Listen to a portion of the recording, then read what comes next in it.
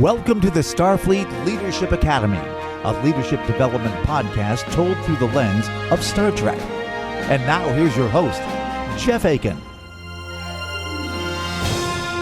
Greetings, cadets. This episode will demonstrate the value of building relationships with your staff and teams through emotional intelligence. To get there, though, we're going to take a different approach. You'll see what I mean as we start the 12th episode of the second season of Enterprise, The Catwalk. Here's the deal. I can recap this entire episode in about 3 lines. Let's go. Enterprise takes on some aliens. They have to shelter in the catwalk of their warp nacelles to weather out a storm. A militia from the alien crew come on board and try to steal the ship while they're sheltered in place. Archer and crew foil their plans and they get through the storm.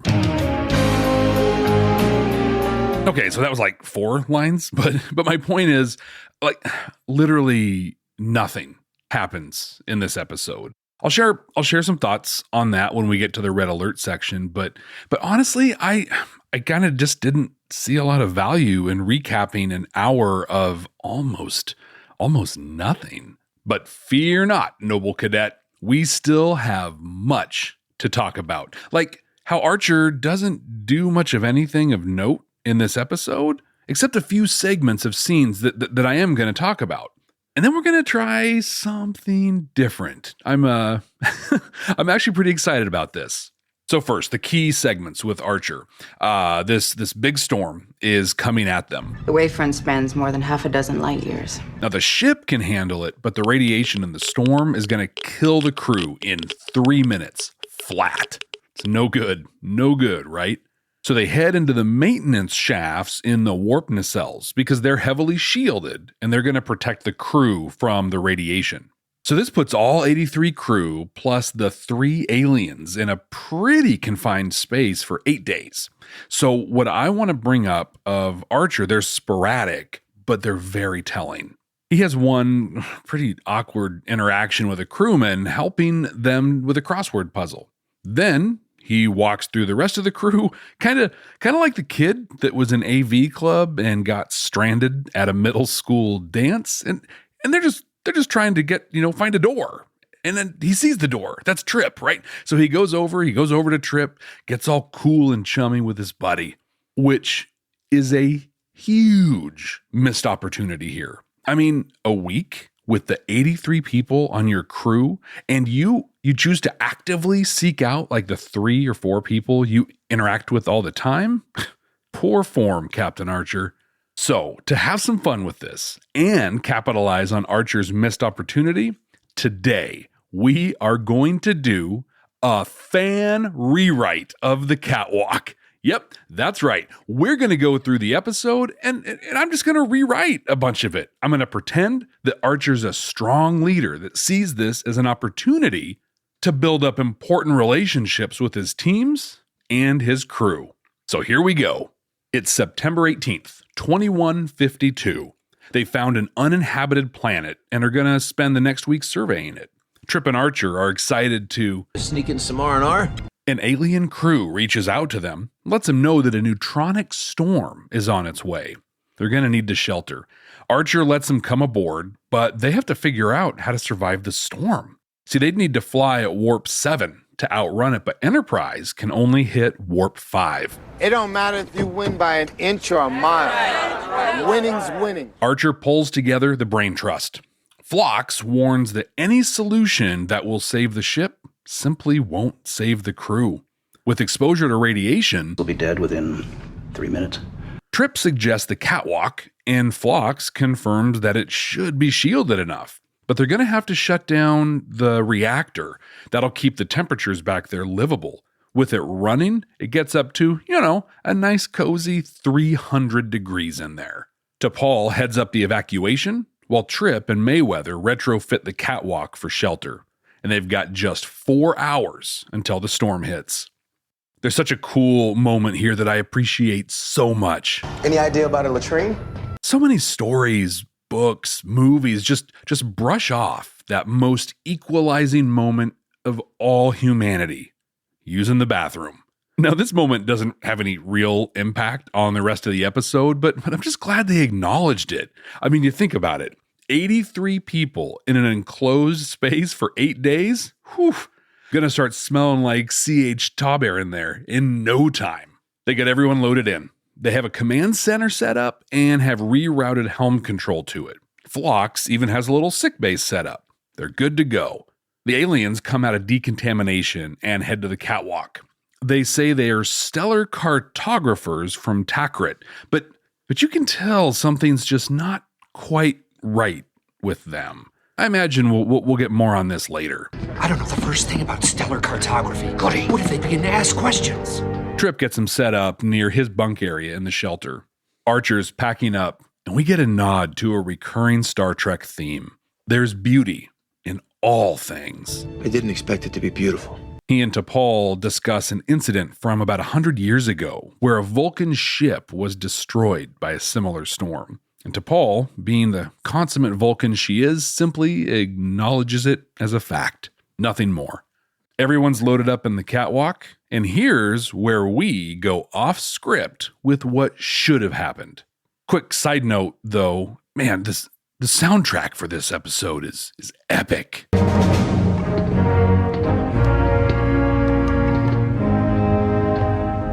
This sounds like super big deal stuff. Okay, rewrite time. We cut to Archer walking up and down the walkway. I do my little turn on the catwalk. He's smiling at the crew as he walks by. A crewman pulls him aside and asks for help on a crossword puzzle. You wouldn't know who was the first Vulcan ambassador to Earth. 6 letters, ends with an R? Solkar, I think. He talks with the group, playing the crossword for a while. He learns a little bit about their past, listens to some of their stories. After that, he works his way further down the walkway and sees a small group of officers huddled around a table. He doesn't know them that well, so he asks if he can join them. They're playing some tabletop game that one of the officers learned when they were living on a transport ship. He doesn't join in, but he listens as they talk about their game. As he's interacting with them, he tells a joke about a water polo match that he watched recently. And the officers politely chuckle, but one of them actually gets it. He's full on belly laughing. Archer gets a real kick out of it, thanks them for letting him hang out, and then he moves along. What's important here is that Archer doesn't insert himself in a way that's disruptive. In the workplace, managers tend to stop people from doing work all the time. The approach Archer is taking here respects their time, where he takes a moment to connect with them, but then moves along so they can get back to the important stuff they're working on.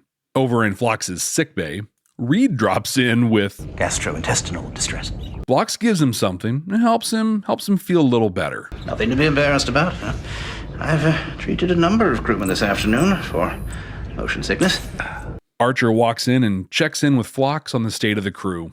Says they're, generally doing as well as could be expected. Can we just for a second acknowledge how great Phlox is? I mean, great bedside manner. He's discreet, super respectful. Awesome. Archer continues along and checks in with Mayweather before turning in for the night. Trip set up a sort of a stateroom for him and T'Pol. He pops in and checks in with her.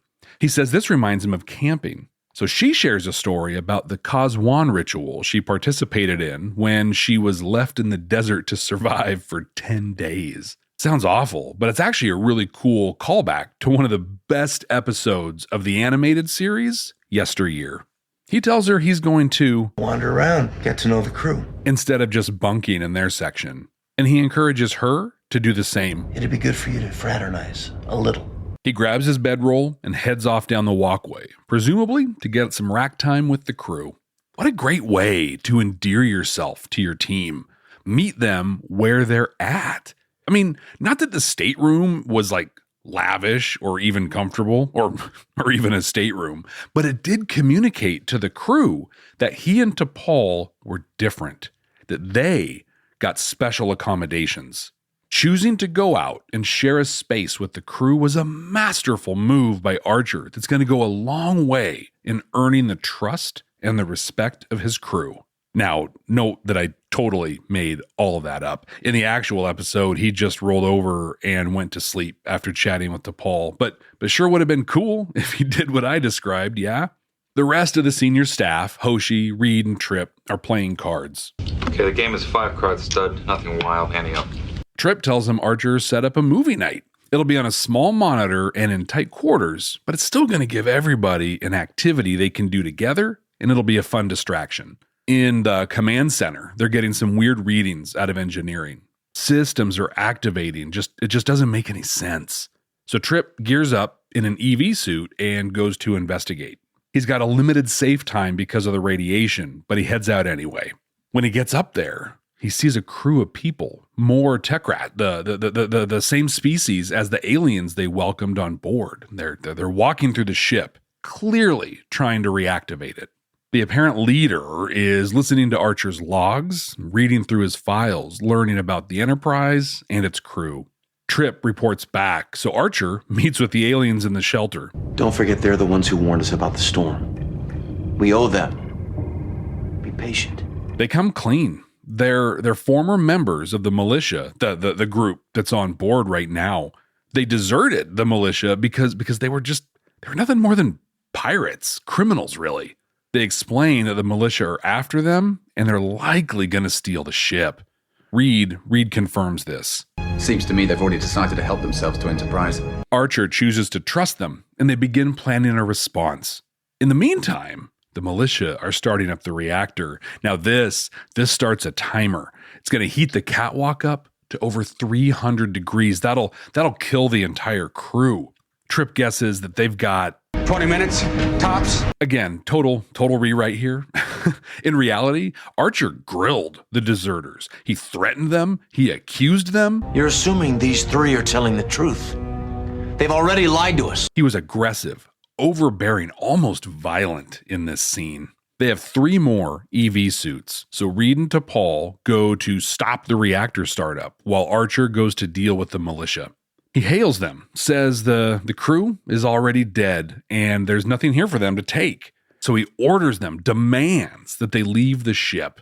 But not surprisingly, they just refuse. So he threatens to destroy the Enterprise. That is how very Kirk of him. I will destroy it. The same movie pulled in Let That Be Your Last Battlefield, which was a super fun episode and you can find wherever you find your podcasts. The militia leader ignores him, traces his signal, and sends soldiers to find him. In the meantime, Mayweather executes his part of the plan, steering the ship for a plasma eddy that will rip the ship apart. Archer's in the galley and ends up in a firefight with the militia soldiers. Tensions continue to build. The reactor shutdown is taking longer than expected, and Archer's pinned down. One of the militia urges evacuation, but the leader thinks he's bluffing. Clocks are ticking. The temperature just went up another 6 degrees. And they're getting closer and closer to the eddy. I strongly suggest we abort the mission. T'Pol and Reed are successful, and at the very last minute, the militia retreats and leaves Enterprise. Mayweather veers away from the eddy, and they're all good. They're nearing the edge of the storm. The aliens return to their ship and head off. The crew are watching an old Western for movie night. Archer and T'Pol are hanging out with them and cracking jokes with the crew about the movie. They successfully emerge from the storm. As he's unpacking, Archer tells T'Pol how thankful he is for the time he got with the crew. T'Pol even mentions that she feels that she's built stronger bonds with members of the crew. The episode ends with Archer making some jokes about Vulcans and the very personal bonds they form. But actually, the episode ends with them watching the Western. Yoo-hoo! I'll make you famous. T'Pol is there, but no Archer. He interrupts the movie to let everyone know they've passed the storm and they can leave the catwalk. Quick scene of the corridor and T'Pol confirming everyone is out. And that's it. This episode is a fine episode. Decent enough way to while away an hour. But literally, nothing happens. In my opinion, episodes like this justify the modern era of 13 episode seasons. Back then, they had to fill 26 episodes every season, and you're just not going to knock it out of the park that many times. One thing in this that pulled me out of it was during the firefight, or just after the firefight in the galley. The ship's shaking, the militia are running all around, and dishes, food are falling all over the place. It's a total mess in there. And here's the thing, there is no way the galley would be set up like that. All those dishes stacked loosely?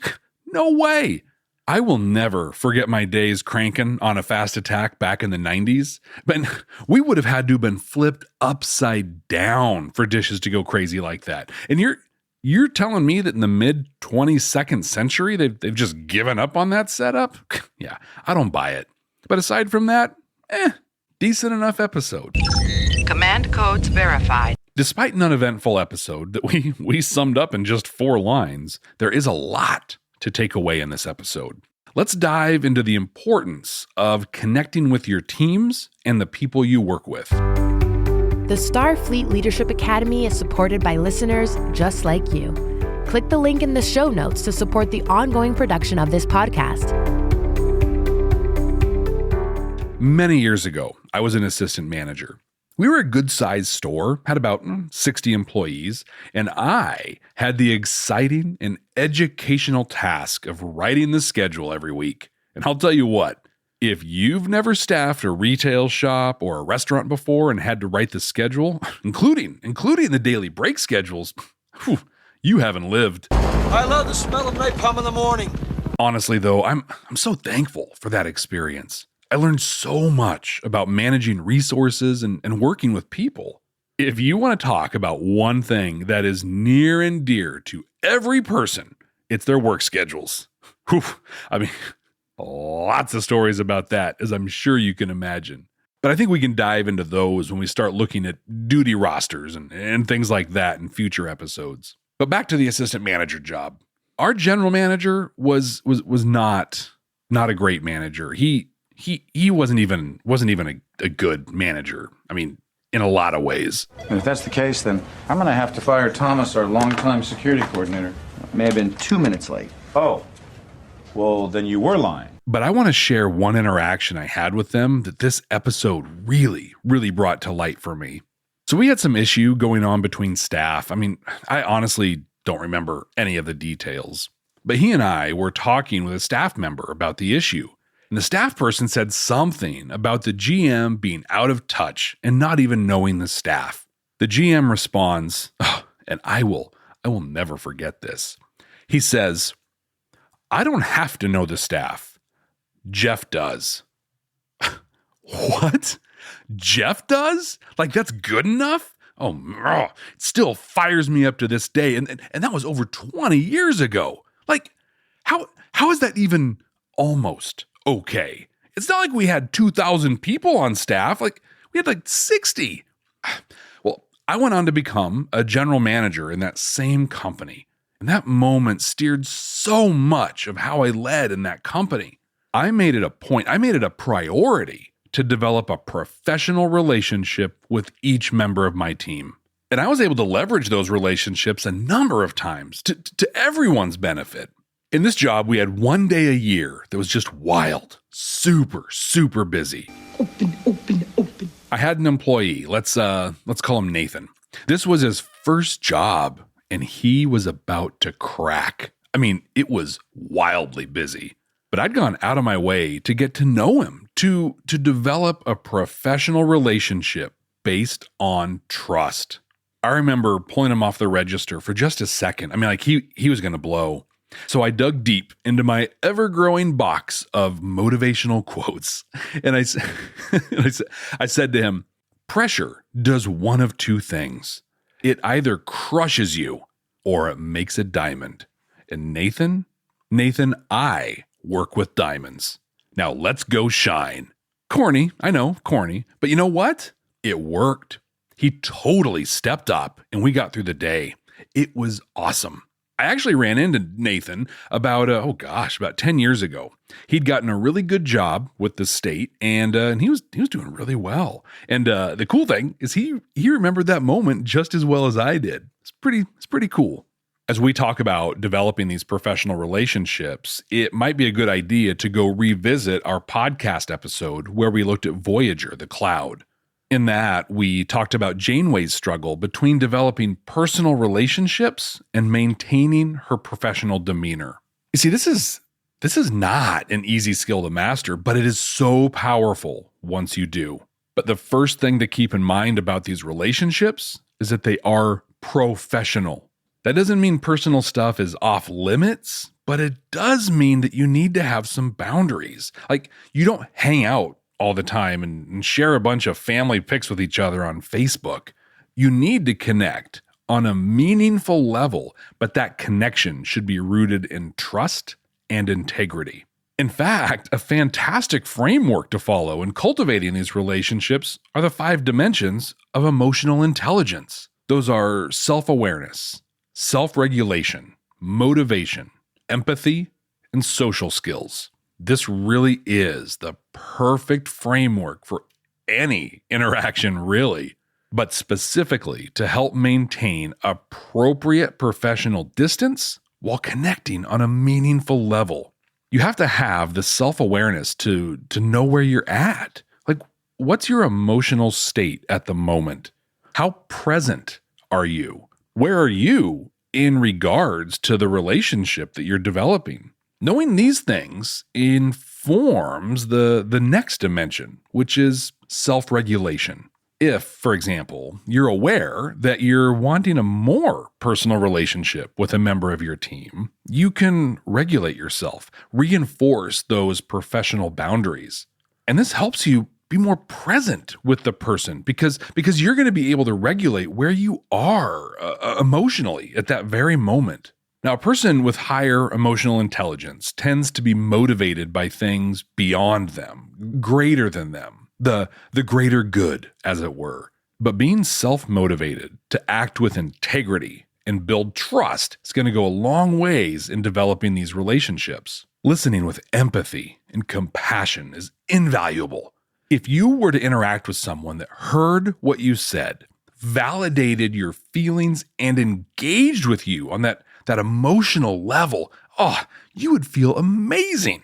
And you would want to grow your relationship with that person. So that is how you need to arrive. That's how you need to be present when you're cultivating these relationships. And finally, using appropriate social skills is vital to this. Appropriate humor at the right time, topics and voice volume that are appropriate to the situation. Being comfortable interacting with the person. Strong social skills are the skeleton that all the other dimensions of emotional intelligence connect to when you're working to develop meaningful relationships. Just a few years ago, that's not true at all. Like 10 years ago, I managed this absolutely amazing team. I'd invested quite a bit of time connecting with every member of the team, intentionally connecting with every member of the team. I think there were about 40 of us back then. I wanted to get to know them and build trust with them. Again, this was an intentional activity that I worked on every day.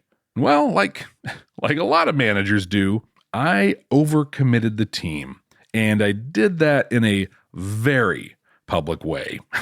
So I leveraged those relationships. I pulled the team together and I explained what I did. Basically, I had told a group of people that we could increase our output by 10%, and we could do it faster in less time than we were currently doing. Oops. Ruh-roh. I was honest with them. I told them what I'd committed to, and I apologized. And then I asked them for a favor. I asked them to give 110% for 6 months. I figured we could over-deliver for a while and then settle back down, and our customer would, just be okay with our processing times. I also knew that once we raised the ceiling on our production, even when we settled back down, we'd be producing at a higher rate than we were before.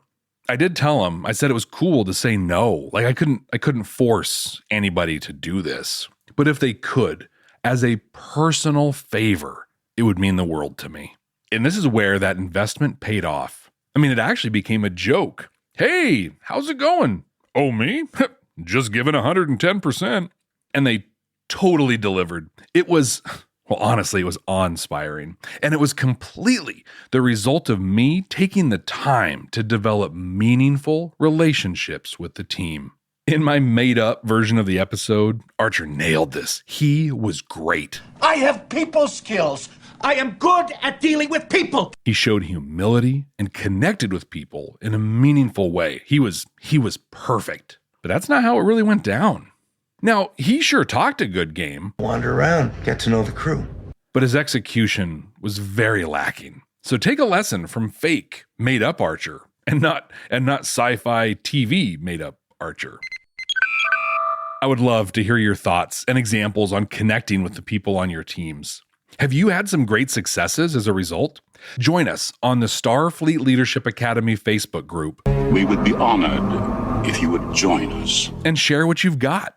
Plus, you can reach out on Twitter at SFLA Podcast. And you can also follow me across all the social media. I'm at Jeff T. Akin.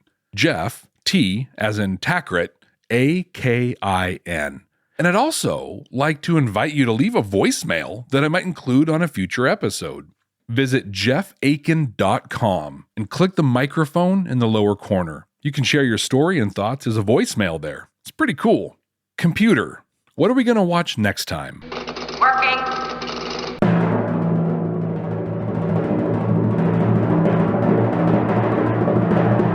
Season 1, Episode 5 of Discovery. Choose Your Pain. Now, this is a pretty violent episode, but it introduces us to Harry Mudd as a character we'll run into in both Discovery and the original series. Before wrapping up, I want to take a moment to thank everyone that supports this show. Thank you so much. Thank you so much. Thank you so much. Thank you so much. Thank you so much.